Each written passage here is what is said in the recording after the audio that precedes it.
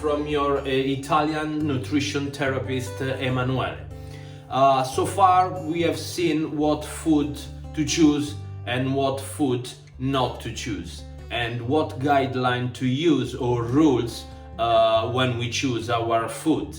And remember, does it come from a field? Does it come from a tree?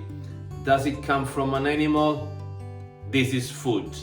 Remember that what is in your plate must to have the same shape as it has in nature. We've seen how to fill your plate, mostly with vegetable, preferably three different color, or three variation of the same color.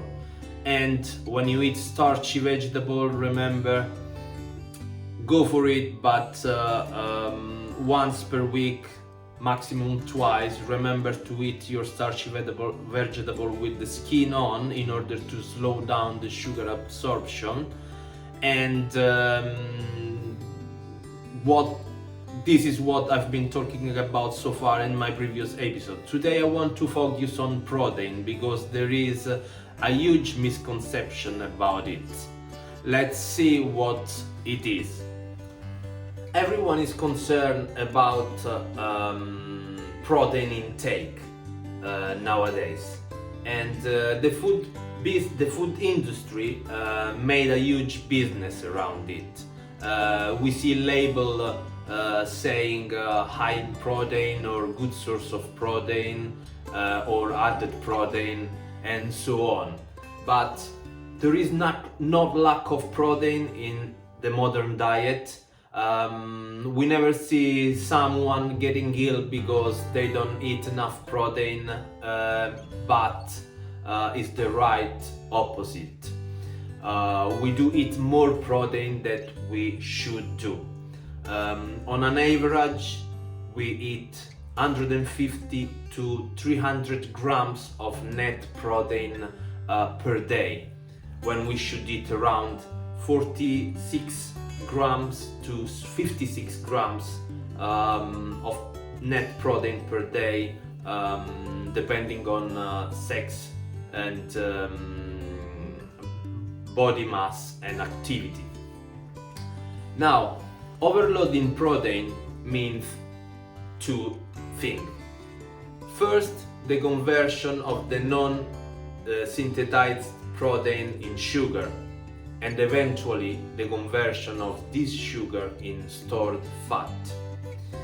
Secondly, as the body tends to recycle everything, not to store.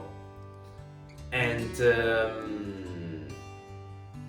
before sending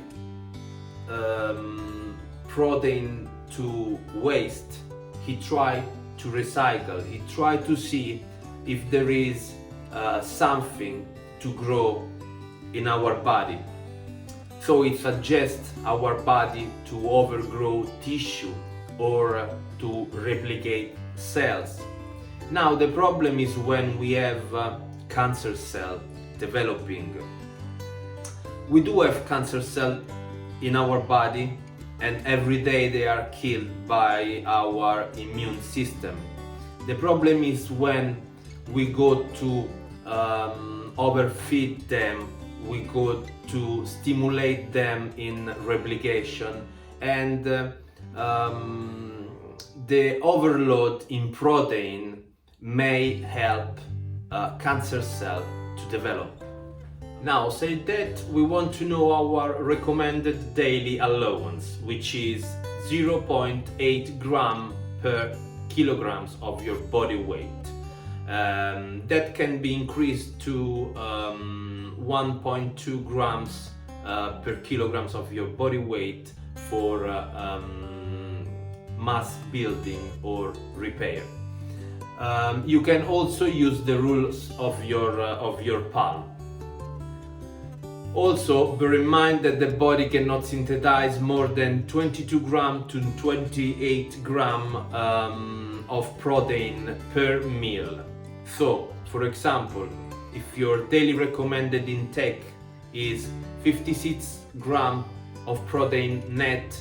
You should not have it, consume it in one single meal, but you should divide it in 2 to 3 meals. When I'm talking of net protein, I'm not talking about the serving, but I give you an example. 100 grams of tuna contain roughly 22 grams of net protein. 100 grams of chicken contain around 27 grams of net protein. And for vegan and vegetarian friend, the rule applies the same. Just remember to match your vegetable protein in order to complete the full amino acid spectrum, in order to make them synthesizable. Otherwise, they are useless. Well, to summarize, we've got 0.8 gram of net protein per kilograms of your body weight.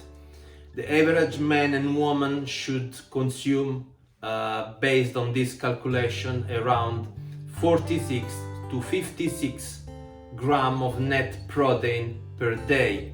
You cannot consume the whole amount in one single meal because the body will synthesize only a maximum of 22 to 28 grams of protein per meal, so you need to divide it.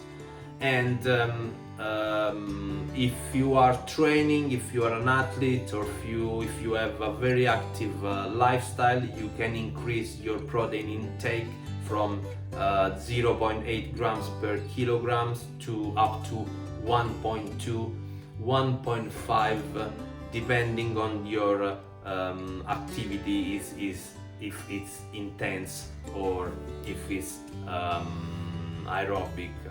Now, I know, guys, some of you might be a little bit confused with all this math, and I advise you, if you have any question or concern, to comment below. I will reply you. You can contact me even via email.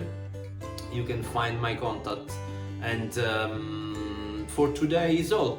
Next time I will talk about fat, healthy, essential dietary fat. For too long demonized, today reevaluated and discovered that they are not anymore blameful in the weight gain. Many thanks. See you the next time. Subscribe and bye bye. Ciao.